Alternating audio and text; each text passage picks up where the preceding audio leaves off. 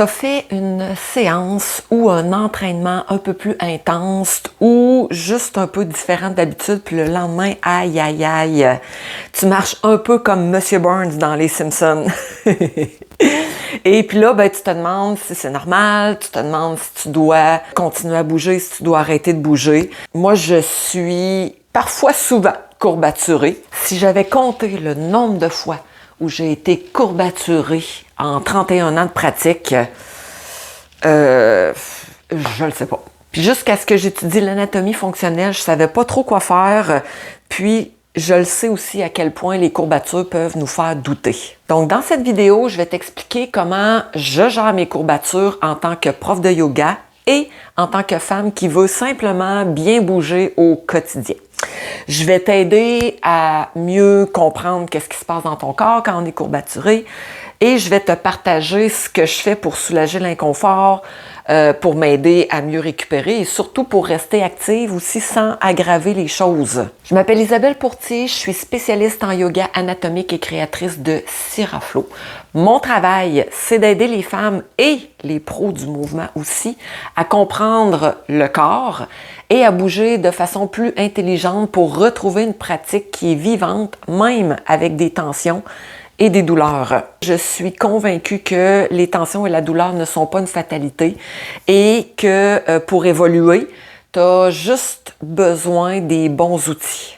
Ce que je fais et ce que je fais pas quand j'ai des courbatures. Donc, tout d'abord, c'est quoi exactement une courbature? Les courbatures musculaires, en fait, ce sont des micro-déchirures au niveau des fibres musculaires. Et là, quand on entend ça, on fait comme « Oh mon Dieu, c'est mauvais d'être courbaturé ». Oui, mais non. Dans le sens où la déchirure musculaire, ça fait partie des réactions du corps pour devenir plus fort, pour devenir plus endurant au niveau des muscles. Le fait que le muscle se déchire un tout petit peu, quand il va se réparer, ben, il va devenir plus fort. Et c'est là qu'on gagne en force, qu'on gagne en masse musculaire. Et là où la courbature peut être néfaste, c'est à partir du moment où tu es courbaturé, par exemple, au point de faire un bleu, une ecchymose, donc ça c'est non. Ou encore si tu es courbaturé pendant plus de 48 heures. Donc ça c'est signe que la déchirure, soit qu'elle est trop intense, trop profonde. Donc les courbatures, c'est un phénomène qui est parfaitement normal après un effort plus intense et surtout en contraction excentrique, c'est-à-dire quand le muscle s'étire presque à son maximum juste avant de se contracter. C'est pas nécessairement un signal de blessure, en fait, c'est le corps qui s'adapte et qui apprend. Mais il faut faire attention, ça ne veut pas dire qu'il faut ignorer ce qu'on ressent quand on est courbaturé. Voici ce que moi je fais pour récupérer plus vite, minimiser les douleurs, puis arrêter d'être frustrée aussi parce que je suis courbaturée. Premièrement, je continue à bouger, mais doucement. Donc, je vais faire des mouvements qui vont être fluides, qui vont être lents, qui vont être simples, pas pour performer, juste pour relancer la circulation, puis éviter de m'immobiliser. Je vais choisir des séances qui vont être douces. Je vais moduler ma pratique de Siraflo aussi en fonction de mon état.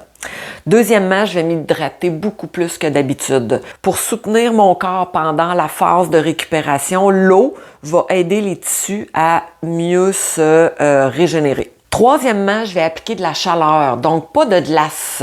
Je vais plutôt prendre une douche chaude, un bain relaxant, peut-être mettre un coussin chaud. Ça va aider les muscles à se détendre et à favoriser la circulation.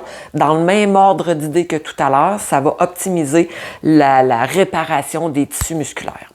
Je vais prendre aussi le temps de respirer, de me détendre, parce que quand on a mal, hein, souvent on va se crisper, donc on veut éviter de se crisper davantage, alors on va respirer, on va relâcher. Puis ça peut être juste un petit 2-3 minutes qui va tout changer. Et cinquièmement, j'utilise pas d'anti-inflammatoires parce que les anti-inflammatoires vont ralentir le mécanisme naturel de réparation des muscles.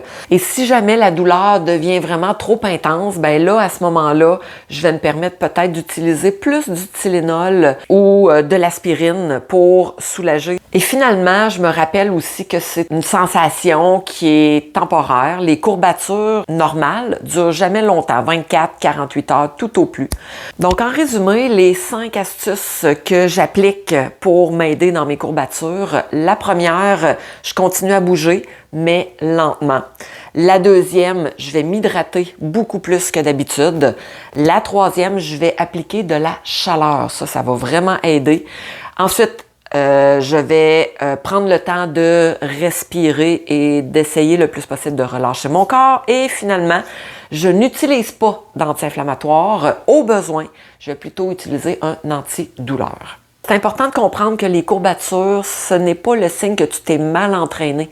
C'est vraiment le signe que ton corps évolue. Si tu as envie de continuer à bouger avec intelligence et sans douleur inutile, je t'invite à t'abonner à ma chaîne. Et en terminant, je t'invite à télécharger gratuitement les 2 séances efficaces pour des abdominaux en béton.